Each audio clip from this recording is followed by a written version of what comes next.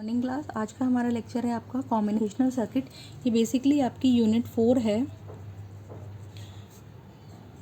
Unit 4 में आप combinational circuits की स्टडी करेंगे। तो सबसे पहले हम जानते हैं कि कॉम्बिनेशनल सर्किट क्या होता है। Combinational circuit is a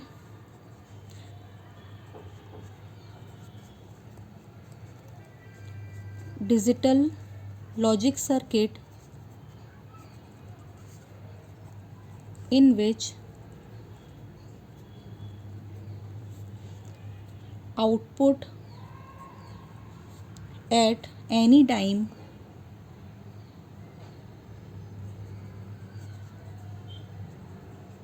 depends only on inputs at the same time। Combinational circuit आपके वो डिजिटल सर्किट होते हैं जिनमें किसी भी समय आउटपुट का मान उस समय जो इनपुट होती हैं उन पर निर्भर करता है। मतलब किसी भी अदर फैक्टर पे या किसी पास्ट इनपुट पे नहीं इनका मान निर्भर करता है। कॉम्बिनेशनल सर्किट की एक ये खासियत होती है, combinational circuit do not have memory. इनकी कोई मेमोरी नहीं होती है, सो दैट कि ये पास्ट इनपुट या पास्ट आउटपुट या किसी अदर वेरिएबल को ये कैप्चर करके रख सकें। कॉम्बिनेशनल सर्किट के अंदर आप half adder, as per your syllabus, half adder, full adder,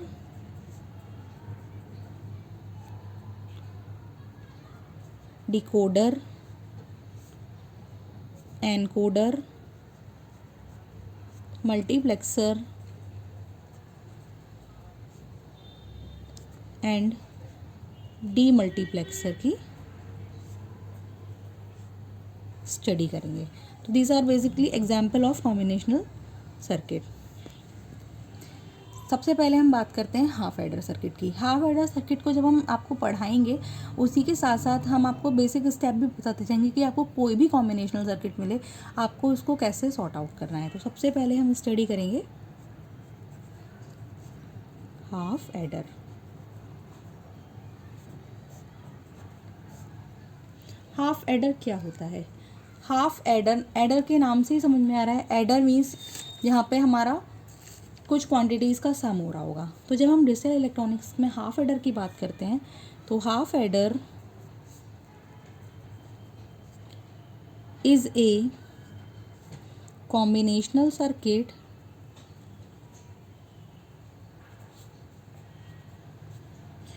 used to add two single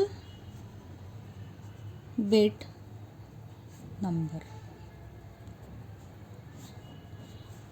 यहाँ पे मेन फोकस कीजिए टू सिंगल बिट नंबर्स, यानी कि केवल दो ही नंबर्स को ऐड करेगा, वो भी single bit. Single bit means suppose आपका एक नंबर है, यहाँ पे मैं एग्जांपल के लिए बता दूँ। फॉर एग्जांपल अगर आपका एक नंबर है ए, इफ़ ए इज़ लाइक 0 और 1, तो ये हुआ आपका single bit. If A is 0 0 0 1 1 1 1 0, तो ये हुआ आपका डबल बिट। और if A is 0 0 0 0 0 1 and so on, तो इट विल बी, जैसे जैसे आपकी नंबर ऑफ डिजिट्स आपके बढ़ते जाएंगे वैसे वैसे आपका किसी नंबर में नंबर ऑफ बिट्स आपके डिफाइन होंगे। तो हाफ एडर जो आपका सर्किट है वो केवल सिंगल बिट नंबर को ऐड करेगा। मीन्स उसमें उस पर्टिकुलर नंबर में केवल एक ही बिट होनी चाहिए, आइदर 0 और 1। तो हाफ एडर कि सबसे पहले हम देखते हैं, ये स्टेप भी हैं। First you have to identify कि किसी भी कॉम्बिनेशनल सर्किट में कितनी इनपुट होंगी तथा कितनी आउटपुट होंगी। तो हाफ एडर, जैसा कि नाम से ही पता चल रहा है कि टू सिंगल बिट नंबर को यूज़ करने के लिए, हम ऐड करने के लिए यूज़ कर रहे हैं, तो इसमें आपकी होंगी इनपुट आपकी 2। तो नंबर ऑफ इनपुट होंगी आपकी 2। सपोज हमने मान ली ए तथा बी। अब नंबर ऑफ आउटपुट हमें आइडेंटिफाई करनी पड़ेगी। नंबर ऑफ आउटपुट भी होंगी इसमें आपकी 2। दो क्यों होंगी वो भी अभी आपको बताऊंगी। दो होंगी आपकी sum and carry, sum and carry. फिर हम क्या करेंगे, सबसे पहले इनपुट, स्टेप 1 कहता है कि इनपुट आउटपुट नंबर को आइडेंटिफाई करिए। स्टेप 2 कहता है कि एक ब्लॉक डायग्राम बनाइए। ब्लॉक डायग्राम बनाएंगे हम। हाफ एडर, दो इनपुट होंगी जिसकी ए बी, दो आउटपुट होंगी इसकी सम कैरी। स्टेप 3 कहता है इसमें कि पहले ट्रुथ टेबल बनाइए। ट्रुथ टेबल आपको मैंने कई बार बताया है, ट्रुथ टेबल आपकी वो टेबल होती है जो इनपुट तथा आउटपुट के सभी पॉसिबल कॉम्बिनेशन के बारे में आपको जानकारी देती है। तो इसमें आपकी दो इनपुट हैं तथा दो आउटपुट हैं। इनपुट हैं आपकी दो, ए तथा बी। ए तथा बी के टोटल पॉसिबल कॉम्बिनेशन हो सकते हैं 0 0 0 1 1 0 1 1। और पॉसिबल आउटपुट कॉम्बिनेशन हो सकते हैं, सम को सपोज हम रिप्रेजेंट कर रहे हैं एस से तथा कैरी को सी से। तो जब आप अर्थमेटिक में 0 0 को ऐड करेंगे तो आपका सम 0 आएगा और इसमें कोई भी कैरी प्रोड्यूस नहीं होगी। जब आप सिंपल अर्थमेटिक में 0 1 को ऐड करेंगे तो सम 1 आएगा, कोई भी कैरी प्रोड्यूस नहीं होगी। सिमिलरली जब आप 1 0 को ऐड करेंगे तो सम आपका 1 आएगा, कोई कैरी प्रोड्यूस नहीं होगी।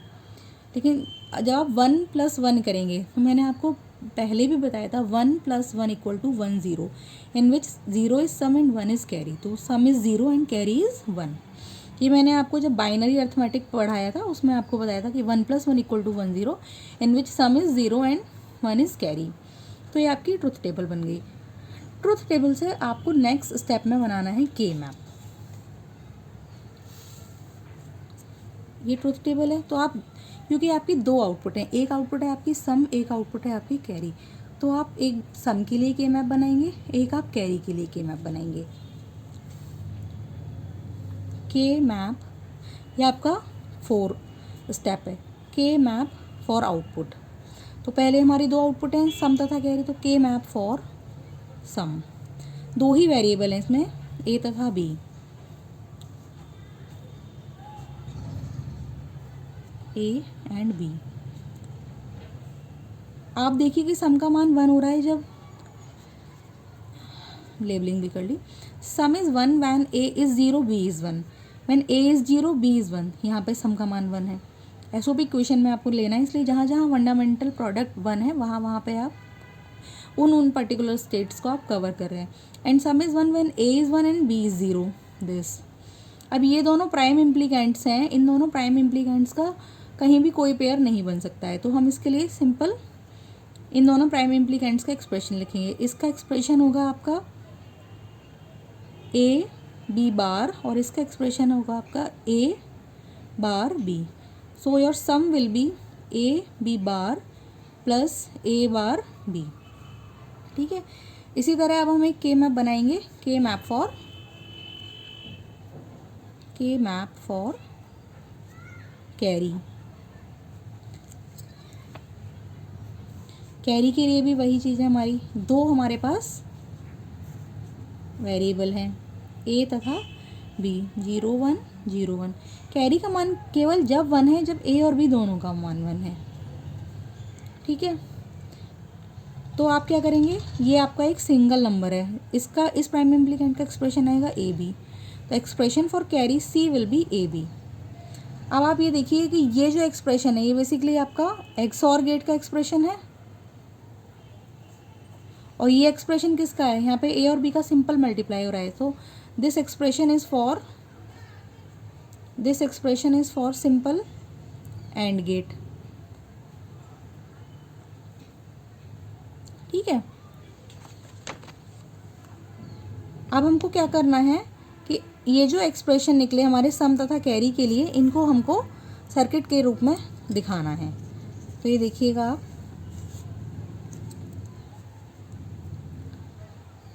सपोज आपके ये दो इनपुट हैं ए बी। सम का एक्सप्रेशन लेने के लिए आपको A bar B plus A B bar लेना है। तो ए बी इन दोनों को आपने एक एक्स और गेट में दे दिया, तो आपको एक्स और गेट के आउटपुट पे मिलेगा S equal to A bar B plus A B bar. इसी तरह कैरी के लिए आप इन दोनों को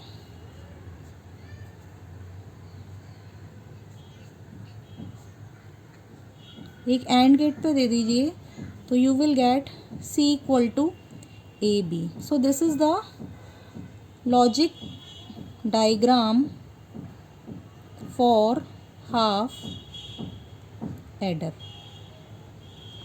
ये आपका स्टेप 5। तो इस तरीके से हमने पहले स्टेप में नंबर ऑफ इनपुट तथा नंबर ऑफ आउटपुट निकाले। उसके बाद हमने ब्लॉक डायग्राम बनाया। स्टेप 3 में हमने ट्रुथ टेबल बनाया। स्टेप 4 में हमने सभी आउटपुट के लिए के मैप बनाए, ये। और स्टेप 5 में हमने उन गिवन के मैप से जो हमारे एक्सप्रेशन निकले जो आउटपुट के, उनके करस्पॉन्डिंग हमने ये लॉजिक डायग्राम बनाया।